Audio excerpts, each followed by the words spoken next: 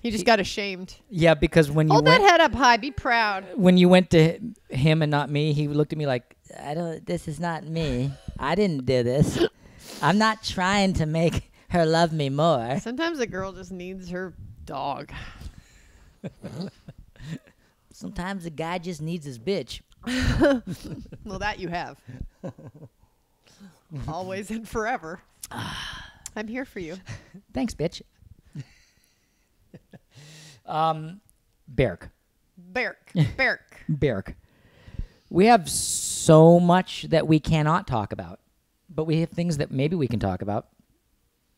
Oh my God, I had something I was going to say and now I can't. Well, first of all, we had a lot of drama in the beginning because Jen has to deal with a fat husband right now because I'm a little overweight. So we had to readjust the shirt and I had to move my body around because maybe it's just muscles. I'm just big boned. I'm very muscly right now. I'm very muscly. I have like big ab muscles right now. Mm-hmm. So what was interestingly shaped? Yeah. So when I would sit, it would not gather. The usual 6-pack. It's like it's a six soggy 6-pack.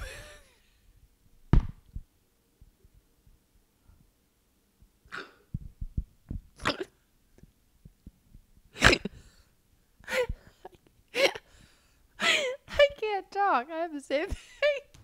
You do not? I just thought it was funny. A soggy 6-pack? Can we grow old and fat together? No. Which part's the no? Growing fat or growing old together? Fat. Rocco, hold that head up high. Be proud. This is a good dog right here. He's the best dog ever. This is a good dog. He's like amazing. He's a very chill dude.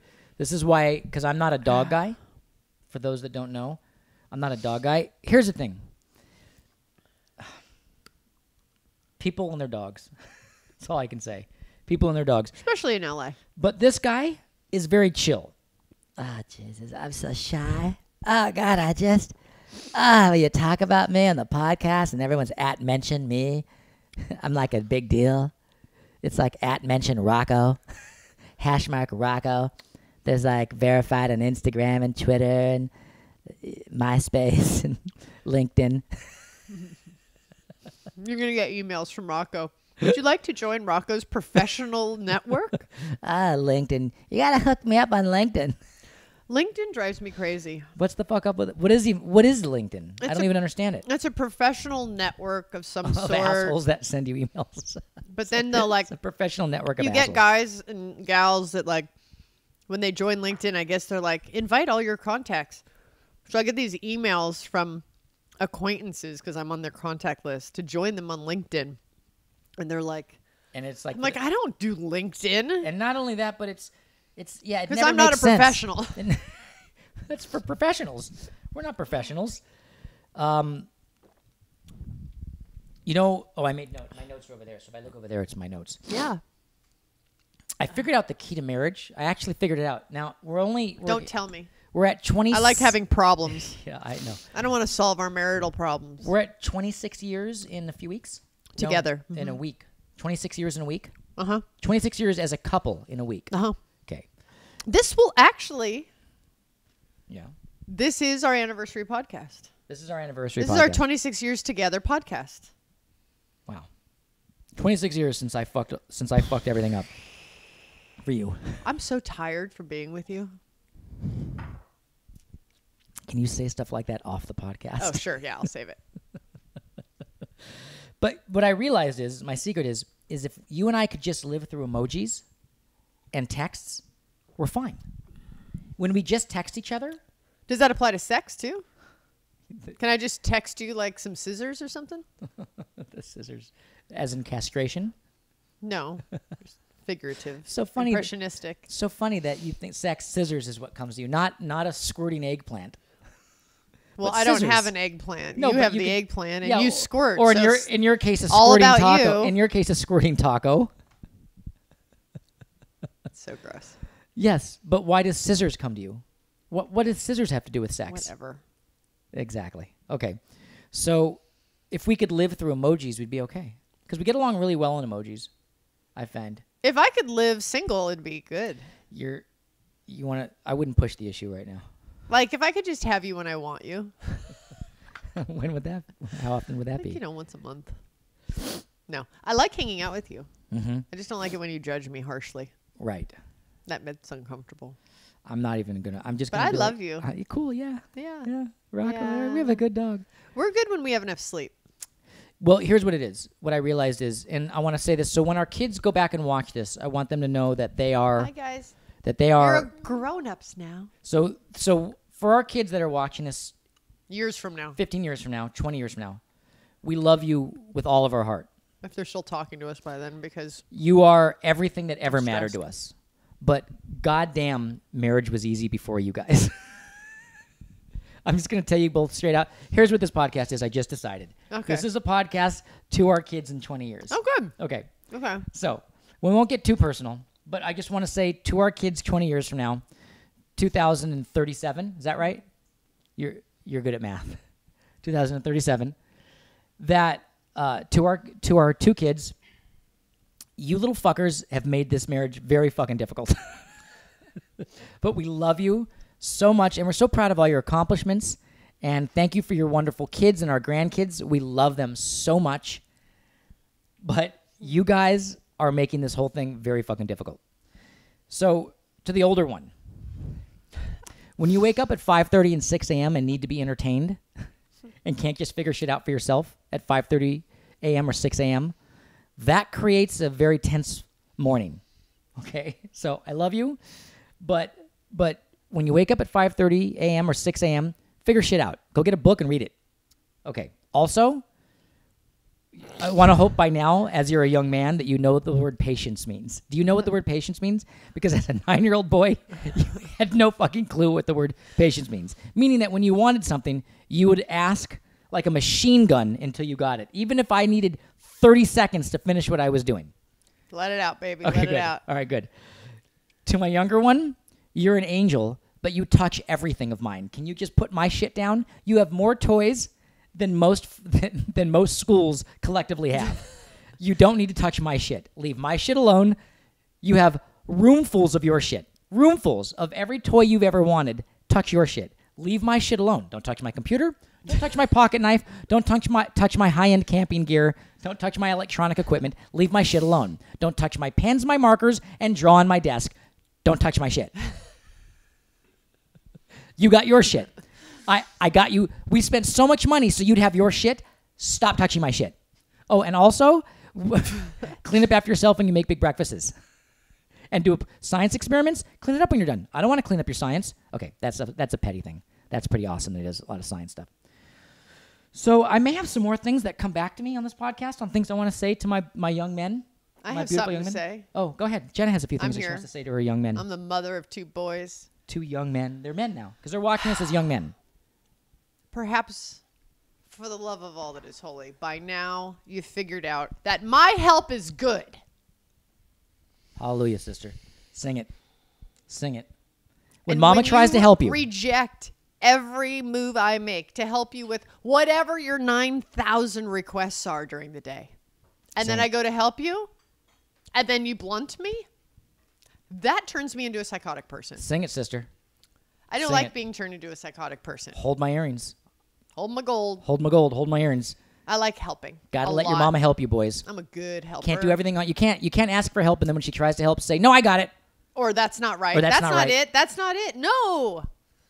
I'm just trying to get you to brush your teeth so you don't have cavities. What? Just trying to get you to eat kind of healthy so you don't have diseases. Just trying to get you to take a damn vitamin D. Because here's the thing: Some multivitamins, perhaps. when you have a cold and you want cheese for breakfast, you're gonna be stuffed up later in the day. Sorry, And then kids. you're going to cry that you have a headache. And That's I tried just to say, how science works. no dairy when you have a cold. And then you scream at me as if I'm trying to make you swallow razor blades. When Right. I ask you to brush your teeth, you're treating me as if I'm trying to get you to brush your teeth with razor blades. Like, you make me work so hard.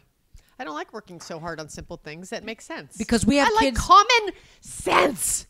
Okay. We have kids. We know kids that It's don't part of being a kid, get I to brush guess. their teeth, and their What? parents don't. We have kids that don't brush their teeth. We know friends. Friends. You said we have kids. We okay. Sorry. Like, we our have kids friends brush their teeth. with kids that don't brush their teeth, and those are the kids that have to go to the fucking dentist and get fucking Like fake shit all over. fake shit with Novocaine shots all in because their parents don't care about the teeth brushing. So we know that you don't want to go to the dentist, kids, and get needles shoved in your gums that long. So we make you brush your teeth. These are the petty things. No, but it's the stuff that collectively drives me crazy. But here's the thing, kids. We love you a lot, but if you could just lay off a little bit. Well, but now you're men, so now you're fine. But you're making some shit very tense around here. And mom and dad just need a little bit of, we need a little bit I need cooperation. We need a little cooperation. I just need a little like, sure, mama. Oh my God. Oh my God. Oh my God. My stomach just released. I The idea of my kids going, okay, mama. I literally felt like I was in a God. happy marriage just by you saying hello, mama. Like, or No, okay, mama. okay, mama. Yeah. Like, I'm like, oh yeah, we're okay. Okay, buds, go take a shower and then brush your teeth and get dressed, okay? Okay, mama. Oh my God. Oh my God, I'd throw a party. Here's the thing, older one. If you don't wash your business ain't clean. It ain't my fault, but that's how business goes. And I'm not trying to make you wash yourself with razor blades. Yeah, I'm handing you bar soap. We're clean not your body. We're not scrubbing you with Brillo pads. No. We're just saying hop in the bath or the shower and clean your business because that's how business works. If the business don't get clean, you walk around with very tainty business. It's very tainty. And I don't want my kids going to school with taint. So we make you wash your business. Just do it. This is the parental, like, let it out See, podcast. here's what. Oh, this is. So for those that don't know, I had a hippie mom that let me kind of do anything I wanted.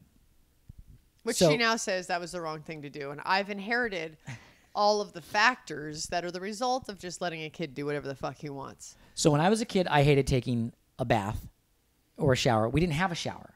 We only had a bath. And taking baths, when I was a kid, I didn't like doing the whole fill up. I was so envious of my friends that had showers in their houses. So I would take a bath. And then when I wasn't around my mom, I wouldn't take baths. So when I went to camp, I went to a very fancy camp in Northern California, and it was a month-long camp, and I didn't take a bath or a shower until the camp counselors grabbed me and took me over to the showers, gave me a towel, and said, you are being forced to take a shower. But okay, let me ask you a question, because Yeah. I don't know if it's a boy thing, because girls have pride about cleanliness. Yeah, I didn't think Like, about we it. actually don't want to be dirty. I was like and want to take care of our bodies. Yeah, I didn't even, was the farthest thing from my head. So later on, I got the pictures back from camp, and I looked like a joke. It looked like a kid that you take charcoal and rub their face with it and go like, ha ha, you're a joke, dirty kid. I was that actual kid. That I was covered in grime, and I didn't have a lot of friends. Hung out by myself a lot at camp. But so we don't want you guys to be that. But they're men now. They shower you're now. But men. now they shower every day. Yeah, but this is the thing. I try to remind myself, this is not how it's always going to be. This is not how it's always going to be. Yeah. But I find I'm so concerned that I'm going to facilitate bad habits in them as men if I don't train them And these are the educate small things. them to get good habits now. But then I'm fought at every turn, and it just makes me want to like not help them. Yeah. We're just vetting right now. You guys are okay with this, right? Like we're being complaining parents because we have the most spectacular kids. We know that. And I'm not complaining about Yeah. I'm complaining about them It's- like fighting back on common sense shit. they're just giving us, we're at the age, and many parents know this, 6 and 9. They're at the fight back stage. They're like little fuckers right now. Love them, but they are little fuckers right now. And they are making this shit tense. Yeah, this is tense. This is tense shit right now. Like I kind of don't like him right now. I love you, but I'm not digging you right now. it's You don't like me either. Why are you taking it personally? It's funny because it's true. But you don't like me either. Why are you taking it all personally? Like as if I'm saying something, you're all like, you feel the same way about me. You're not thrilled to be But you know around what me happens right now is that when we either. get alone once every 3 weeks for 10 minutes, we we get actually have a along so fucking conversation. good. Yeah, we're best friends. We get along we've always gotten along so well. Everything turned to shit when we had kids. And I know that's part of it because that's just how many people. The first leg of parenthood was the sleep deprivation for Right. us. And we were And now it's a little better. we're okay on sleep, but now it's like just being fought with every fucking thing we try to get done. So everything we try to do is World War III, and we're like, Trying to find my benevolence, like as a parent. And it's like a roller coaster. Like I go, okay. And me and the oldest one go, he's like, okay, I'll stop being, He goes, I'll stop being a douche. I don't even know where he got that word. From me. Oh. Because if I don't like a guy, I call him a douche. Oh, okay. So he's That's like, my word. Also, he totally on his own knows he's being a douche. And so he's like, He does. He's really like, good. I'm sorry. I'm going to stop being a douche. I'm like, oh, awesome. I'll stop being one too. And then we high five. And 5 minutes later, we're like, reconnected. You and the older one have a very special love-hate relationship. Like your love. not hate. I never hate. That's wrong wording. Sorry.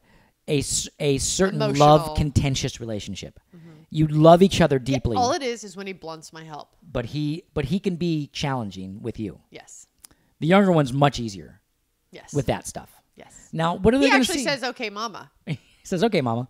The older one puts me through like the ringer left and right and around 9,000 maze turns before it finally beats me down and I just surrender in How an are we apathy of frustration. The only way this is going to work for me, what we're doing right now, is if we do a callback special in 20 years with the kids watching this back. Yeah. So it's not like some hidden vetting against them. Like they've got to hear this from us. They hear it from me every day. And then I want to hear their point of view about the things that they thought about. How crazy we seem to them. Yeah, about what a douche I was.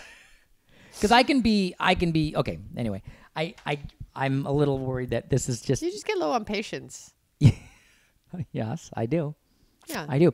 But you know what But you don't like scream or get crazy or anything. Neither of us like scream. We're not screamers. But I am the guy that turns away from them, and in my head I'm thinking, oh, son of a I just turn and walk away now. I don't. I try to explain. I've explained it. I'm done explaining. And then I just go like. Do other people have the thing? I just walk away. Do other people have the thing where Because I don't want to go there. They're better parents when they get out of the house. When I get out of the house with my kids, I have a really easy time with them. It's in the house, cooped up, when they're just being little tyrants, that I get crazy. And then once I get them out, I never have a hard time with them. Ever. I do. I have a hard time with them in the house. I know. We went skiing the other day on a field trip. I can't even hear it. But, I mean, whatever you want to say. I'm not going to try to stop you from talking. But if anyone videotaped me, I was a cranky pants now on the ski slope. I do want to say this, sweetheart. I do want to say this. What? Having been around a lot of parents with kids now, moms and their boys traditionally have contentious relationships. Dads with their daughters, the daughters make their dads nuts. Where the dad loves their daughter, dotes on their daughter, but like pulling the hair out. But that's a little later. So do moms and daughters. When daughters are teenagers, they're just little crazy people. Well, here's what I've observed. Moms with young boys have a very difficult time, and dads with teenage daughters have a very difficult time. Mm-hmm. You're in the stage that I've seen many moms have that, where the boys just, it's that, what it is, I realize what it is. It's they're trying to get so independent love, from... But it's they love you so much, they don't even know what to do with it, so they turn against you sometimes. And boys do that. I did that with my mom, and then I see daughters... How old were you when you did that? I did it all the way until... still do it. I did it all the way until I was 15, where it got so bad, I had to stay with my dad for a while. It got so bad at 15, I was like packing up the trunk and moved off to Santa Monica with my dad for a couple of years. That's how bad it got. And I have seen the same... But hang on. Motivating my spirits very much right now. But you're different than my mom. Okay. You're different than my mom. It's not going to happen. I saw your whole life force just dim. It's not going to happen. I love my kids so much. I know. I love hanging out with them. They're my best buddies. I adore them. Like, I love their company. I love being with them. I love it so much. Like, I wish life could just be like... We are going to visit them every weekend at military camp, military school.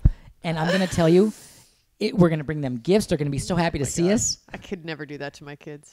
Ever. I don't want to. That was military school was my dad's byword.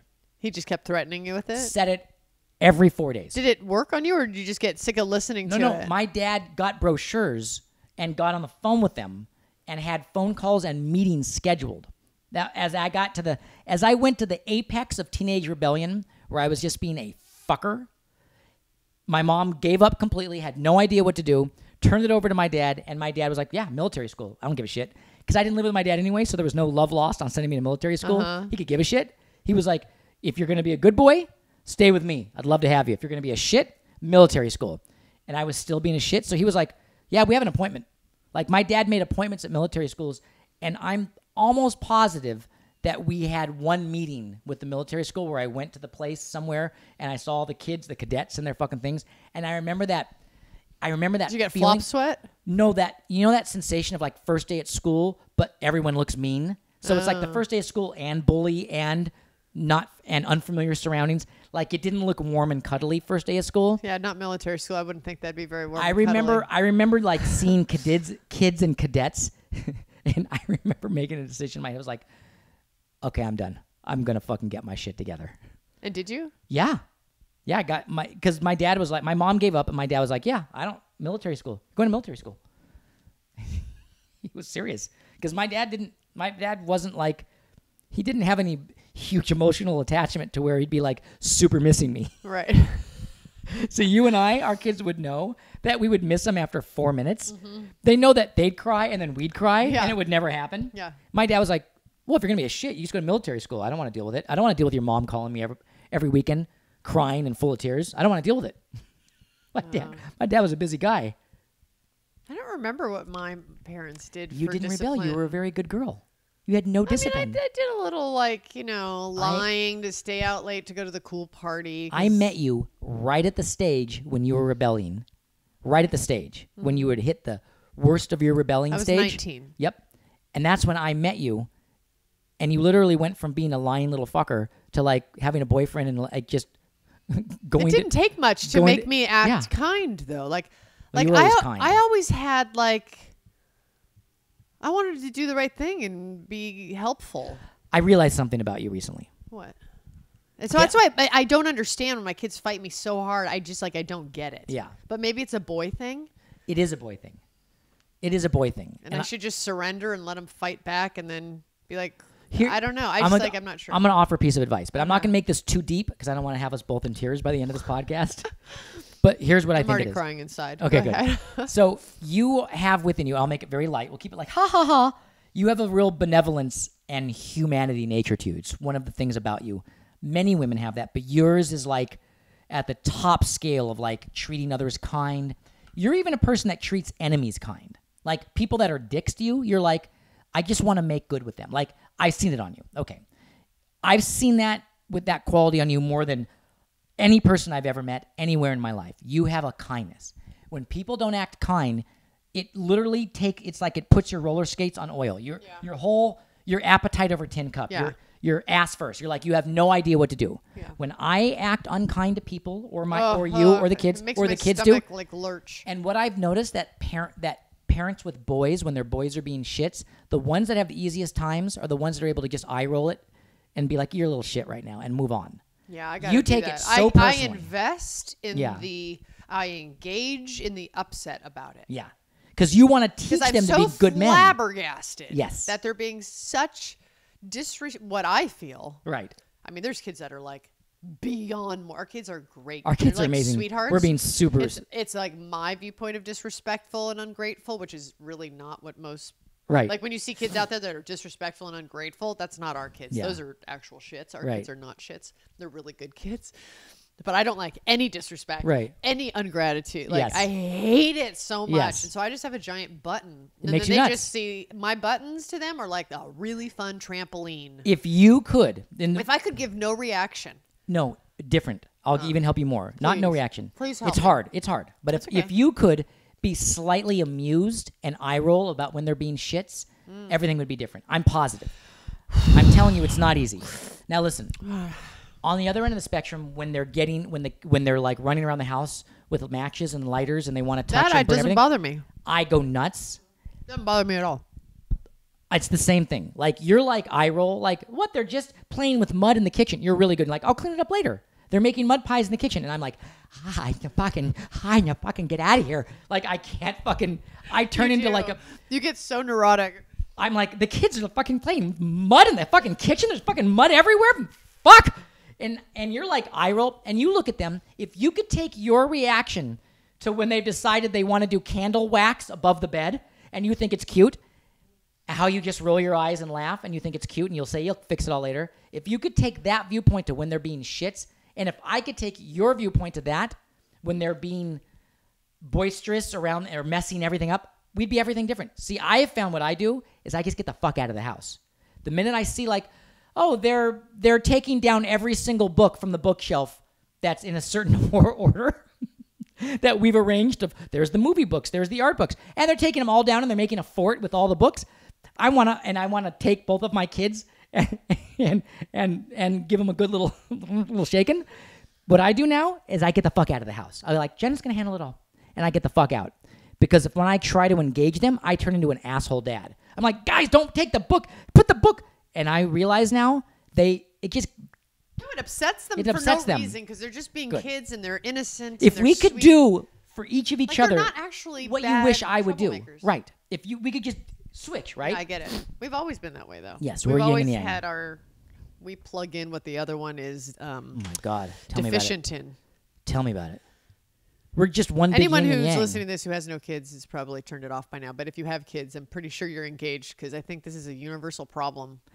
Or anyone that doesn't have kids could just equate it to their dogs, since people have the religion of dogs now, where their dogs are their religion, and they treat dogs as if it's an orphanage. Dogs. Okay. Dogs. At least people have something. I went to baseball practice with my kids the other day and stepped in the biggest piece of shit you could possibly imagine. And my viewpoint it about was very muddy though. Every single tuft or ball of mud looked like shit. Who would bring their fucking dog to a baseball field? Well, we brought our dog to the baseball field, but our dog is a good dog. I picked up my dog's poo. But someone brought their goddamn Saint Bernard or a Mastiff or whatever that was. It was like a horse shit in the middle of the baseball area, and I stepped in it, and I thought in my head, I thought there was someone else who stepped in dog poo too. Like there's a lot of dog poo. Yeah, and I thought in my head, like, if I could find the person that did such a thing, I thought bad thing. You know, you think like, how could you ever do anything mean to anybody? But then someone does something. It's button. Yeah. We all have button. Yeah. Button, I thought, like, button, who push the button. would bring their dog to a baseball field where there's 100 Push the kids, button. have their dog take a shit the size of a dinner plate, and then just leave it there for 75 kids to run through. So that 75 kids had to go home and get in the car in their minivans smelling like dog shit. That's the stuff that makes me nuts. It gets under my skin. Okay, so to our kids, I'll try to do an eye roll. Just roll your eyes, or better yet, I'll just go like, ha ha, be you're amused so silly. and turn it over to me. Yeah, but you're not here sometimes. Like a missing dad. I'm here. No, I'm just saying. Oh, I'm here plenty enough to see it. I'm here plenty enough to see what goes on with you and the boys. You're like trying to sleep in with a pillow over your head while I'm getting frustrated with the kids. No. I peek in to see if you're awake yet, and it's just a mound of like pillows over your head. I sleep better with pillows over my head. Okay, so to our boys. Okay, we love you so much. In 2037, thank you for all the joy you brought us. Thank you for almost ruining the marriage, but we're gonna stick it out. Yeah. And thank you for all the pleasure, the joy, the laughter, the love, the cuddles, and the kisses. for changing our life and for teaching us to love everybody despite any reason to not love otherwise. Is that right?